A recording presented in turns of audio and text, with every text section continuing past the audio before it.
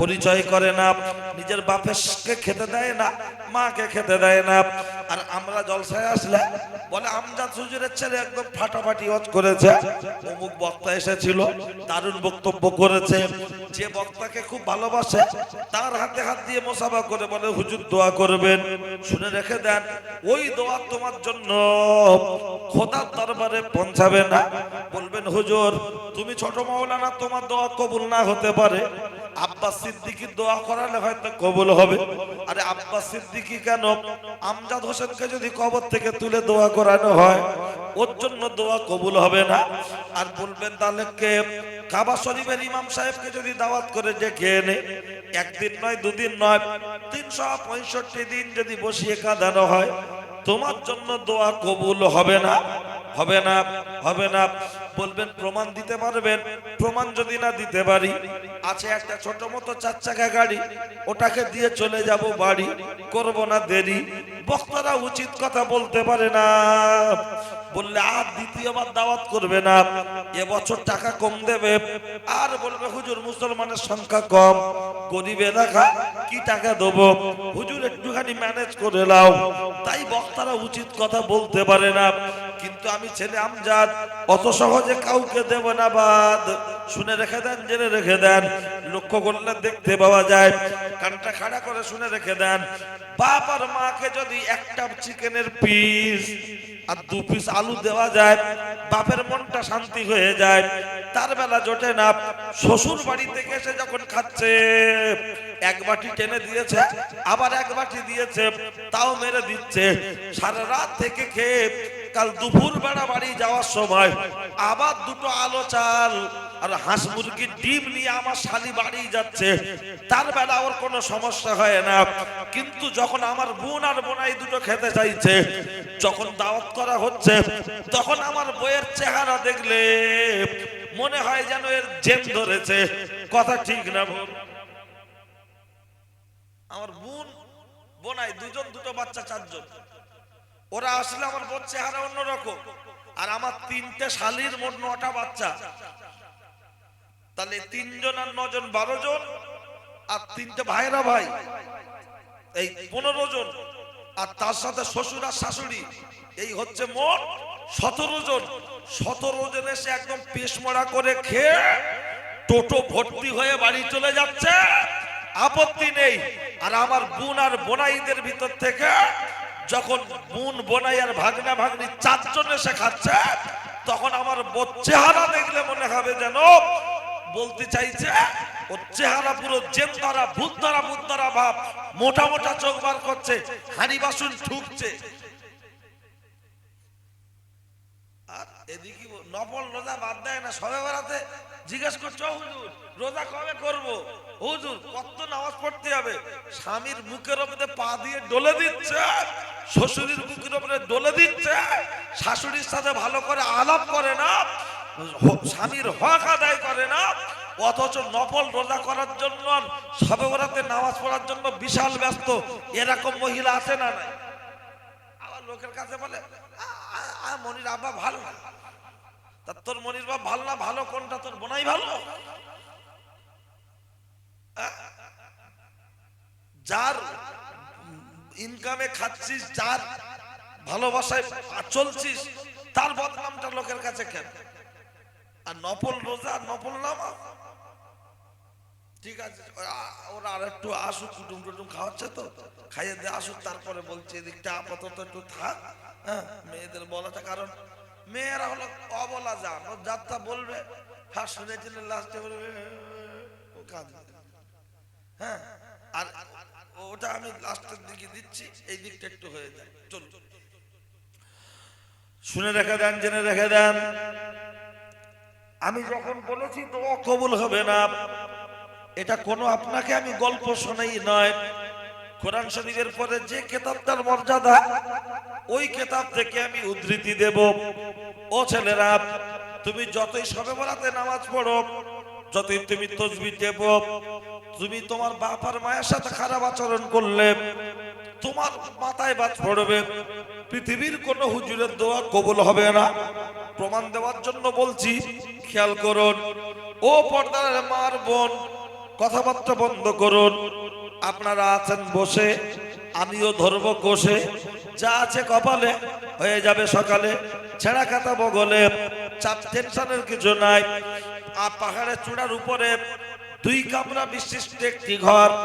একটি ঘরে পিতা আর একটি ঘরে মাতা, একটি ঘরে মাতা মা, আরেকটি ঘরে মায়ের ছেলে। ওই ছেলেটি অন্য কোনো ছেলে নয়, ওই ছেলেটি হলো একজন তাহাজ্জুদ গুজারি আল্লাহর আবেদ বান্দা, যার কথা বুখারী শরীফের মধ্যে এসেছে। এই আল্লাহর আবেদ বান্দা পাহাড়ের চূড়ার উপরে ওই ঘরে বসে বসে ইবাদত করছে। আর রাত অনেক হয়ে গেছে, গভীর রাতে যে নামাজটা পড়া হয় ওই নামাজটা হলো তাহাজ্জুদের নামাজ। নামাজ যখন পড়ছে, নামাজের নিয়ত করেছে আল্লাহু আকবার, হঠাৎ মা পাশের ঘর থেকে চিৎকার দিয়ে বলছে, বেটা একটু পানি খাবো। ছেলেটি তখন নামাজের নিয়ত করে ভাবলো, আমি নামাজটা শেষ করি, আমার মায়ের জন্য আমি পানি পান করাবো। মা কিছুক্ষণ অপেক্ষা করছে, ছেলেটার নামাজ শেষ হচ্ছে না। মা অপেক্ষা করতে করতে আবার একবার বলছে, বেটা একটু পানি খাবো। তখনও ছেলে নামাজের নিয়ত করে নামাজ পড়ছে আর ভাবছে, আমি নামাজটা শেষ করে আমার মা জননীকে আমি পানি পান করাবো। মা অপেক্ষা করতে করতে কিছু সময় অতিবাহিত করার পরে আবার বলছো, বেটা পানি খাবো।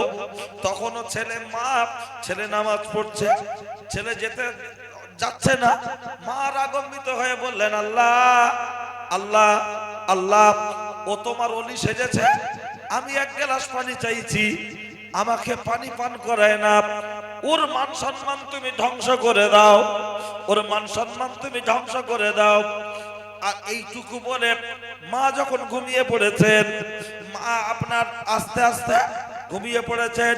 ছেলেটি নামাজ শেষ করলো।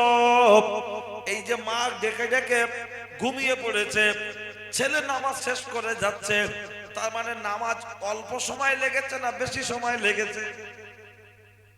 তার যদি নামাজ করাটা 4, 8, 12 যে যেমন খুশি পড়তে পারে। তাহলে 4 রাকাত, 8 রাকাত, 12 রাকাত নামাজ পড়তে গিয়ে মা যখন ডেকে ডেকে ডেকে ডেকে ঘুমিয়ে পড়ছে, তার মানে নামাজের সময়টা লং টাইম। আর আমাদের এশার নামাজ পড়তে কতক্ষণ লাগে? খুব বেশি বেশি 20 মিনিট নাকি? খুব বেশি বেশি 20 মিনিট। নামাজ পড়ছি আমরা 13 বা 17, কেউ 13 পড়ছে, কেউ 17 পড়ছে, আবার কেউ তার থেকে আরো 2 রাকাত করে নফল বাদ দিয়ে দিচ্ছে, ইত্যাদি ইত্যাদি। তো তার নামাজে ছেলেটি যখন মা ঘুমিয়ে পড়ছে 4 রাকাত নামাজে, তাহলে আমাদের নামাজ আর তাদের নামাজের তফাৎ আছে না? আমি তাই অনুরোধ করব, যারা নামাজি মানুষ আছেন, নামাজি ভাই যারা আছেন, নামাজটা একটু ধীরে ধীরে পড়বেন। নামাজটা ধীরে ধীরে যেন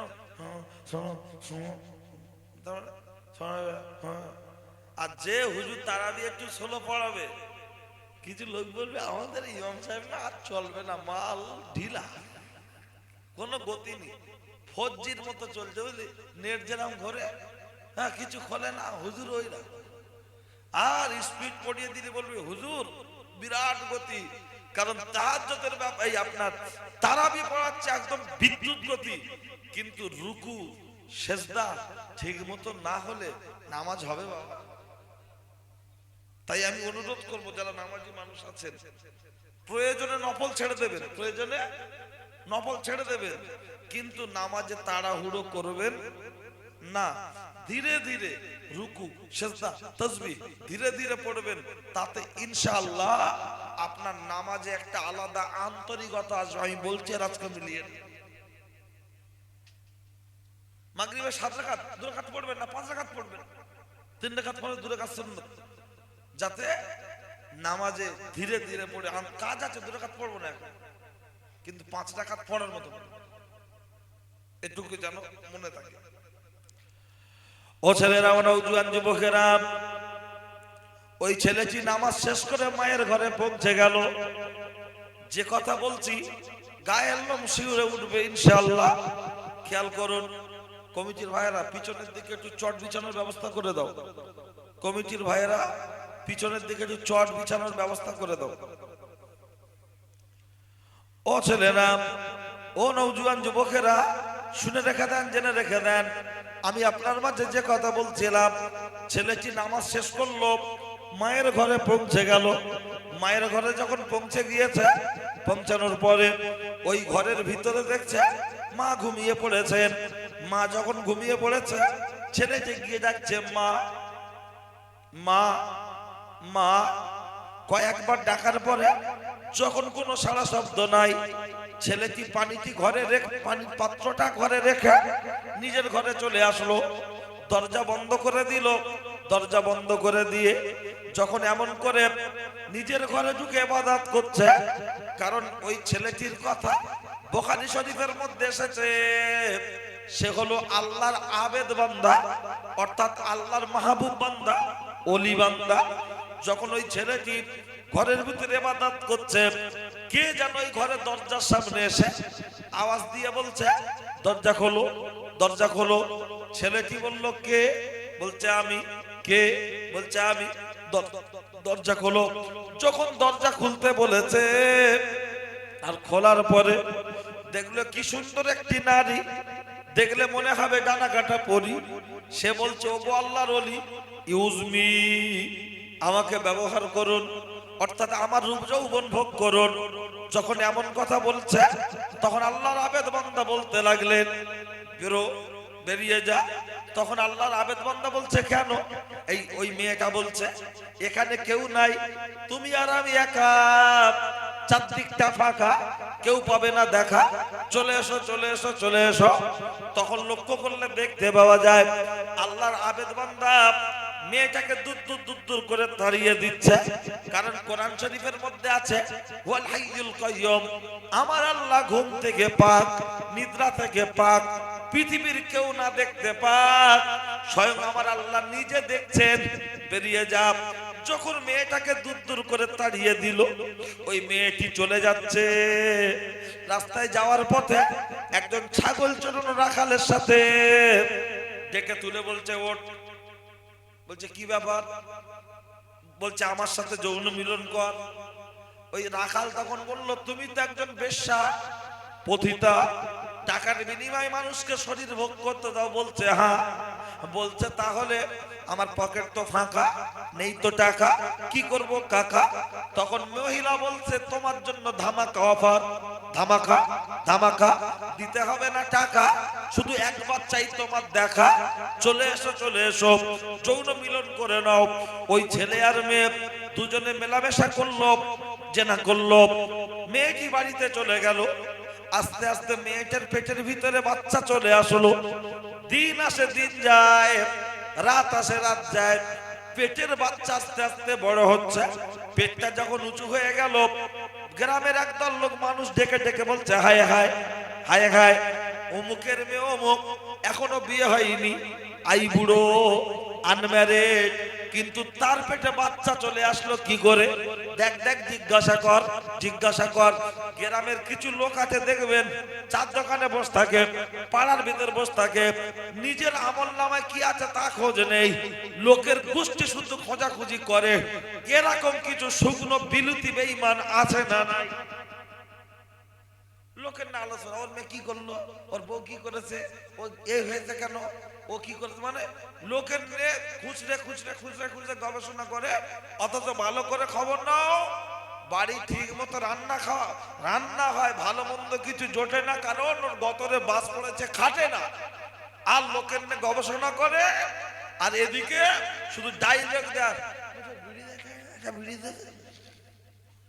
এখন 10 টাকা বান্ডিল হয়ে গেছে, আর বিড়ি তো দোকানদার ফ্রি দেয় না। আগে দোকানে বসে বলতো হ্যাঁ বিড়ি খাবে, এটা খাও ধরাও। আর এখন বিড়ির কথা বললি তো দোকানদার রেগে যায়। তা এখন চার দোকানে বসে অনেকক্ষণ গল্প করা, বলছে এর কাছে গল্প করলে কি বিড়ি দেবে, তা তুই অন্তত একটা দে। চলছে তাই। আর বাড়ির বউরা কোন রকম গরমের ধান, খোরো ধান, বর্ষার ধান এদিক ওদিক চাষবাস করে সংসারটা ম্যানেজ করছে, আর ও শুধু ডায়লগের উপরে চলছে। ও ছেলেরা, নওজোয়ান যুবকেরা, এই মেয়েটাকে ধরে জিজ্ঞাসা করা হচ্ছে বল তোর পেটে বাচ্চা বাপকে? মেয়েটা বলতে চাইছে না। খুব জোর করে পাড়ার মাথাব্বররা ধরে বলছে বল বলতে হবে। কারণ দেখবেন গ্রামে কিছু মানুষ আছে বড় লোক পুঁই শাক খেলে লোক বলছে ওরা শখ করে খায়, আর গরিব মানুষ পুঁই শাক খেলে বলে অভাবে জোটে না, কি খাবে ওই ছাড়া। তার মানে বড় লোকের বাড়ি কিছু ঘটে গেলে বিচার হয় দেখবেন গোপনে গোপনে, সেটিং হয়ে যায় মালে মালে। আর গরিবের বাড়ি কিছু যখন ঘটে যায় তখন বিচার হবে দেখবেন দোকানের ধারে, মোড়ের মাথা। এ কথা বাস্তব কি বাস্তব নয়? আর গ্রামের কিছু লিডার আর ক্যাডার অন্যায়কে অন্যায় মেনে নেয় টাকার বিনিময়। মনে করেন আমি আমার বউকে 1 তালাক দিয়েছি, 2 তালাক দিয়েছি, আমি দিতে চাই জোর করে অশান্তির মাঝখানে। এখন মুফতি সাহেবকে সবকিছু জানানোর পর লিখিত ফতোয়া, মুফতি সাহেব ফতোয়া দেওয়ার পরে কোন একজন কাজী সাহেব বিয়ে পড়িয়ে দিয়েছেন, আপনার তওবাতিল্লাহ করিয়ে আল্লাহর কাছে মাপ চাইয়ে আবার নিকাহটা দোহরানোর জন্য মনে করেন আরেকবার ইজাব কবুল করা হয়েছে। অথচ কাগজপত্র সব থাকার পরেও দুটো মাল ইনকাম করার জন্য নেতারা বলবেন দেখবেন বাড়ি তুলবো না। সব জায়গায় না হলে এরকম কিছু কিছু জায়গা আছে, আমাদেরকে ফোন করছে, আমরা সবকিছু কাগজপত্র দেখছি, বলছে হুজুর 50,000 টাকা চাইছে, আমার বউকে নিয়ে আমি সংসার করতে চাই, তারপরেও ঘোরাচ্ছে। এরকম ঘটনা আছে না নাই? অথচ যারা বিচার করছে দেখবেন তাদের বাড়ি ছেলে মেয়ের গন্ডগোল, তার নিজের গন্ডগোল, কিন্তু যারাই রক্ষক তারাই ভক্ষক। ও গ্রামের বিচারক যারা শুনছেন ভালো করে কানটা খাড়া করে শুনে রেখে দেন। এই যেদিন সূর্য মাথার উপরে নেমে আসবে ওই দিনকে আপনার জমিনটা পুরো তামা হবে, মাথার গিনুগুলো টকবক টকবক করে ফুটবে, কোনো ছায়া থাকবে না। যারা ন্যায় বিচার করতে পারবে তাদের মাথার উপরে আল্লাহর আরশে আজিমের ছায়া থাকবে। আর যারা টাকার বিনিময়, নোটের বিনিময় বিচারটাকে ডিসব্যালেন্স করিয়ে দেবে, মার কয় প্রকারে কি কি উদাহরণ সহ চলবে। তুমি যত বড় নেতা হওয়ার কথা হও, গ্রামের মানুষ, পাড়ার মানুষ তোমার মুখের উপরে নয় কথা বলতে পারে না, কিন্তু তোমার পিছনে গবেষণা চলছে, একদিন না একদিন এর পরিণতি তোমাকে ভোগ করতে হবে, হয় দুনিয়ায় তা না হলে কবরে। অবশ্যই তুমি তৈরি থাকো। গ্রামে এমনও লোক আছে ভ্যানওয়ালা মরে গেলে লোক আফসোস করে, ইস খুব ভালো ছেলে ছিল।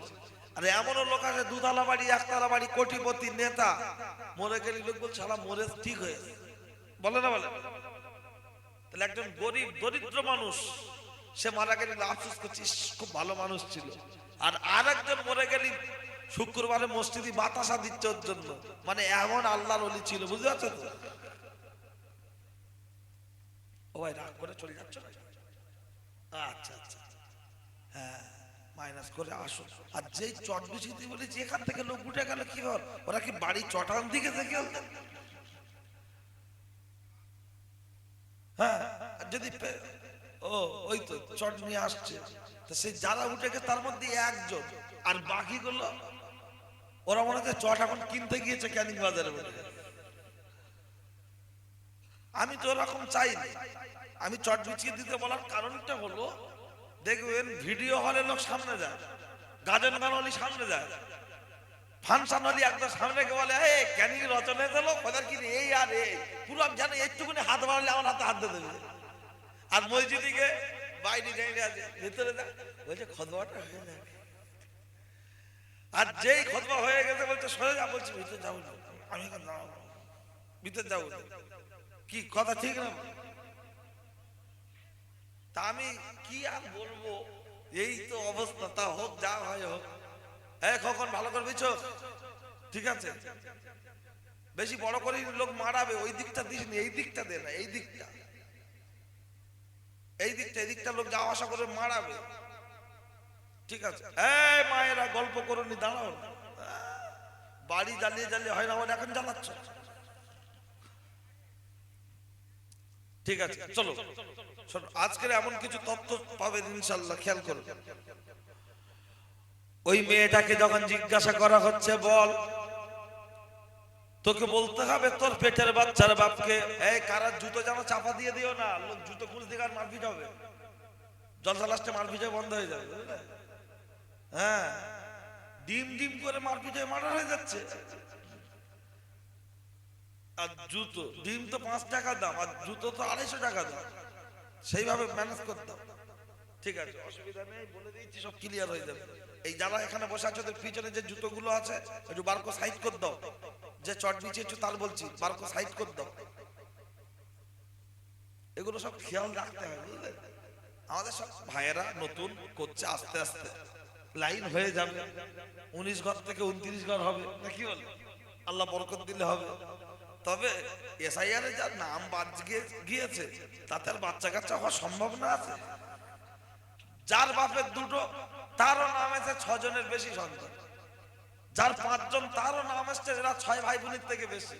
তখন আমাদের আব্বারা মনে হয় যেন একটা তাল দিয়ে একটা বেঁধ বেড়ে একটা বাড়ি বলে 20-25 জায়গায় বে করলে যেন ভালো হয়। ভাই বোন মিলিয়ে টোটাল 4 জন, বলছে 6 জনের বেশি। আমার বাবা আর কোথায় বে করেছে আর কার গর্ভে থেকে আর 5টা সন্তান হয়েছে, নামগুলো বল। বলছে আমরা জানি না, নির্যাতন কমিশন জানে, নির্যাতন কমিশন।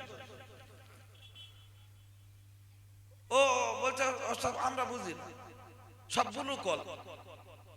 তবে মনে রাখবেন, এই ক্যানিং এ সেদিন একটা হিন্দু ভাইয়ের সাথে কথা হচ্ছিল, বলছে হুজুর আমাদের এখানে এই যে বাংলাদেশি রোহিঙ্গা কোথায় আমাদের এখানে, এসব সব মানুষের হয়রানি।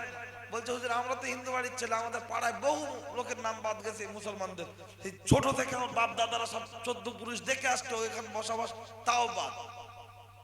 তাই এ সব কায়দাবাজি হচ্ছে, আর কথাটা অতি বাস্তব। কারণ সব কাগজপত্র দেওয়ার পরেও নামের বানার ভুল হচ্ছে কি করে? কারণ 2000 সালে 2002 সালে যে ভোটার লিস্ট ছিল তখন গ্রামগঞ্জের মানুষ যথেষ্ট অজ্ঞ মূর্খ ছিল, কথা ঠিক কিনা? কারণ এর ভিতরে এমনও বয়স্ক লোক বসে আছে, আমরা অপমান করার জন্য বলছি না, আমার দাদুদের বয়সের লোকেরা লোকের বাড়ি রাখালি খেটেছে দুটো খাবার জন্য, কথা ঠিক কিনা? লেখাপড়া শেখাতে পরে দুটো রাখালি করেছে শুধু দুটো ভাত পাওয়ার জন্য, ফ্যান খাওয়ার জন্য, ভুট্টা খাওয়ার জন্য, লেখাপড়া করতে পারেনি। তাদের ছেলেদের নাম 2002 সালে ভোটার লিস্টে আছে, কারণ তারা যখন মূর্খ ছিল নামের বানান একটি এদিক ওদিক, মনে করেন মোতালেব, মো তয়াকার লয়কার বা মোতালেব, আবার কোথাও হয়তো লিখে ফেলেছে ময়কার তয়াকার লয়কার বা মোতালেব, থাকতে পারে না, পারে না? এই মো আর ময়কার এর জন্য বলছে ভুল। মনে করেন মোতাহার হোসেন লস্কর, এই মোতাহার হোসেন একসঙ্গে ছিল, মাঝখানে একটু ফাঁকা করে দিয়ে স্পেস যেটা বলে ফাঁকা করে দিয়ে তারপরে লস্কর করেছে হোসেন, তারপরে লস্কর। বলছে এই মোতাহার হোসেন লস্কর আর মোতাহার হোসেন একসঙ্গে, দুজনে এক না, আলাদা। তাই এরা এক কি আলাদা বুঝবে কে? দিল্লির লোক। এরা যদি বুঝতে হয় এলাকার যারা বিও লোক, এলাকার যারা মানুষ, তারাই তো খবর দেবে, হিন্দু হোক মুসলমান হোক, যে এরা আমজাদ হোসেন, মোহাম্মদ আমজাদ হোসেন দুজনের ব্যক্তি একই। 2002 এর ভোটার লিস্টে আমজাদ হোসেন ছিল, ওর ছেলেরা গার্জেনের নামের জায়গায় মোহাম্মদ আমজাদ হোসেন করেছে, কিন্তু দুজন ব্যক্তি একই। আমি একজন বিওলো হিসাবে জানি এবং চিনি, কথা ঠিক কি? কিন্তু তারপরেও বলছে ভুল, যেমন যেন মনে হয় সব নেশা করে রয়েছে। আমি দেখছি আর একটু দেখা যাক, চলুন। আর মনে করছেন এই যা নির্যাতন যা হচ্ছে শুধু মুসলমানদের না, হিন্দুদেরও হবে, সময়ের অপেক্ষা। যদি বলেন কেন, ভারতবর্ষ স্বাধীনতা সংগ্রামে লড়াই করেছিল হিন্দু মুসলমান মিলে না শুধু মোল্লারা? সবাই মিলে, হিন্দু মুসলমান জৈন খ্রিস্টান সব ধর্মের মানুষ ব্রিটিশের বিরুদ্ধে আন্দোলন করেছিল, তাই দেশ স্বাধীন হয়েছে। এখন যদি হিন্দু মুসলমান মিলে আবার যুদ্ধ করে, লড়াই করে, আন্দোলন করে, তাহলে সে আন্দোলন হবে বিরাট। ওই জন্য প্রথম মোল্লাদের ধরে সাইজ করতে চাইছে, আর কিছু অমুসলিম বগল বাজাচ্ছে, শালা জমি এবার আমরা ভাগ পাবো, সব কেড়ে নেব।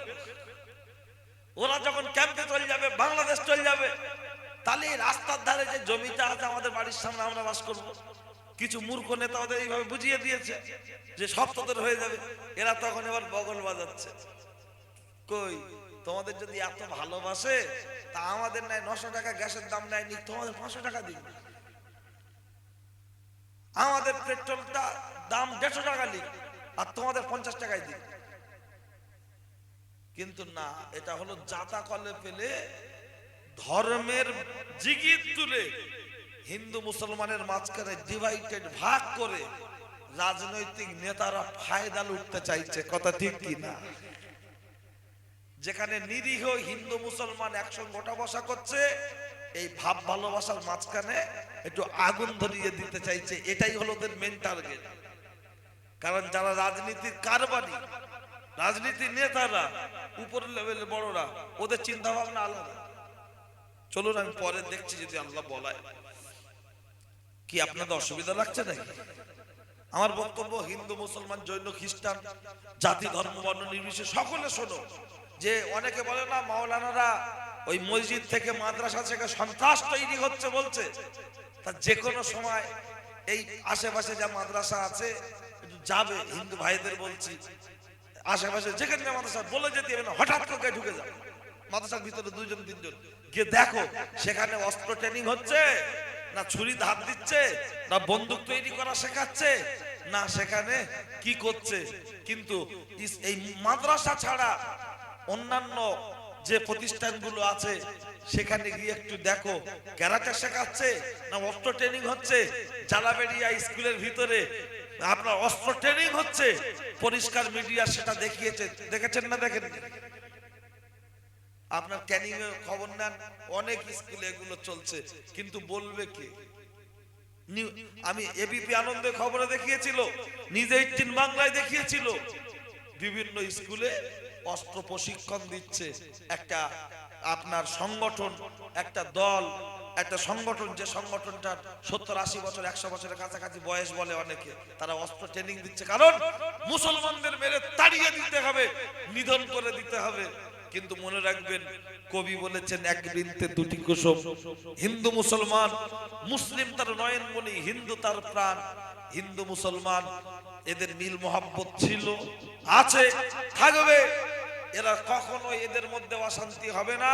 এই আজকের জলসা কমিটির একজন ভাই বলছিল, হুজুর যখন এই নলিয়াখালী বাজারে রুহুল কুদ্দুস মাওলানাকে মারাকে কেন্দ্র করে যখন অশান্তি হয়, আমরা এখানে বসবাস করেছি, একজন হিন্দু দাদা ভাই আমাদের দিকে চোখ তুলে কথা বলেনি, বরঞ্চ কেউ যদি একটু চোখ তুলার চেষ্টা করেছে, তাদের আশেপাশের লোকেরা বলেছে এই ওরা আমাদের প্রতিবেশী, যেন তারা কষ্ট না পায়।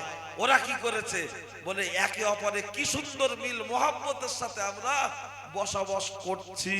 এই যে ভাব ভালোবাসাটা আছে, এর মাঝখানে ঘি ঢেলে দিতে চাইছে আগুনে, যাতে হিন্দুরা যেন মুসলমানদের মুখ না দেখে, মুসলমানরা যেন হিন্দুদের মুখ না দেখে।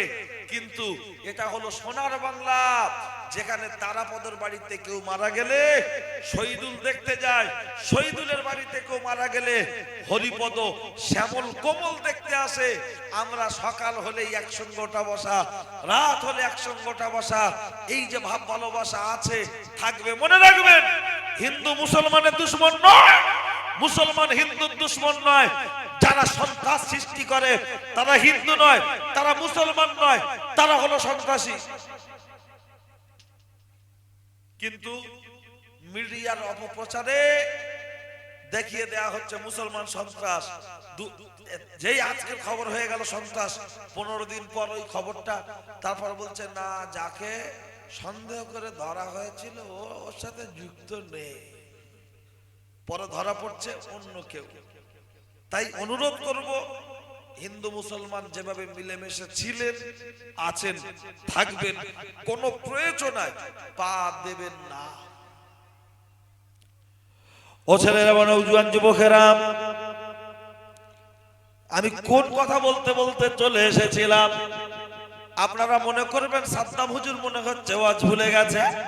না না না না না, আমি আপনার মাঝে আলোচনা করছিলাম যে সেই মেয়েটি পেটের বাচ্চা যখন বড় হয়ে গেছে জিজ্ঞাসা করছে পেটের বাচ্চার বাপকে, তাই তো মনে আছে তো? যখন জিজ্ঞাসা করা হচ্ছে এই পেটের বাচ্চার বাপটাকে বলো, মেয়েটা যখন বলতে চাইছে না, খুব যখন জোর করা হচ্ছে তখন ওই মহিলা বলতে লাগলো এই পেটের বাচ্চার বাপ অন্য কেউ নয়, ওই পাহাড়ের উপরে যে একজন তাহাজ্জুদ গুজারি আল্লাহর আবেদ বান্দা আছে, এই পেটের বাচ্চার বাপ হলো সে। কথা সত্য না মিথ্যা? তাহলে জেনা করলো কে? ছাগল চড়ানো রাখাল। তাহলে ঘি খেলো আলমগীর, মোটা হলো তার ভাই জাহাঙ্গীর। এটা কি করে হলো? বলে হুজুর অ্যাঙ্গেলে আছে। ও ছেলেরা, গ্রামের মানুষ বলছে হায় হায় মলি সাহেবের মাথায় টুপি, প্রেম করে চুপি চুপি, মলি সাহেবের মুখে দাড়ি, হারাম কাজ করে তাড়াতাড়ি। আমরা যাকে হুজুর বলে মনে করি সে তোমার সাথে জেনা করেছে। বলছে হ্যাঁ, চল চল চল, হুজুরের 12টা বাজিয়ে দেবো। মুহূর্তের মধ্যে হুজুরের ঘর বাড়ি ভাঙতে শুরু করেছে। হুজুরের ছোট্ট একটা হুজরা যখন ভাঙতে শুরু করেছে, লক্ষ্য করলে দেখতে পাওয়া যায় ও ছেলেরা, ও নওজোয়ান যুবকেরা, প্রত্যেকটা গ্রামে যত মানুষ বাস করে তার মধ্যে দুই ধরনের মানুষ আছে। একদল হলো মাথা গরম, আর একদল হলো শান্তি প্রিয়। আছে না? একদল মাথা গরম করতে, আর বলে ঠান্ডা ঠান্ডা। তো যখন হুজুরের ঘর ভাঙা হচ্ছে ওই সময়তে লক্ষ্য করলে দেখতে পাওয়া যায় গ্রামের আরেক দল মানুষ গিয়ে বলছে তোরা যে হুজুরের ঘর ভাঙছিস, তোরা প্রমাণ দিতে পারবি হুজুর এই কাজ করেছে? তখন ওই উত্তেজিত জনতা যারা ঘর ভাঙছে ওরা বলল যার পেটে বাচ্চা সে আমাদের সাথে, প্রমাণ তো আমাদের হাতে, এর থেকে বড় প্রমাণ আর কি হতে পারে? নিশ্চয়ই প্রমাণ আছে আমাদের কাছে। তখন গ্রামের শান্তিপ্রিয় মানুষ যারা, তারা আল্লাহর ওলির কাছে গিয়ে বললেন হুজুর বিয়াদবি মাফ করবেন, আপনার কাছে একটু জানতে চাই, অমুকের মেয়ে অমুক, তার সাথে আপনি কি জেনা করেছেন? হুজুর বললেন কসম বিল্লাহ, কসম বিল্লাহ, আমি আল্লাহর কসম করে বলছি আমি আমার জীবনে জেনার সাথে যুক্ত হইনি। তখন গ্রামের উত্তেজিত জনতার কাছে ওই শান্তিপ্রিয় মানুষরা যখন এসে বলল তোরা যে হুজুরের নামে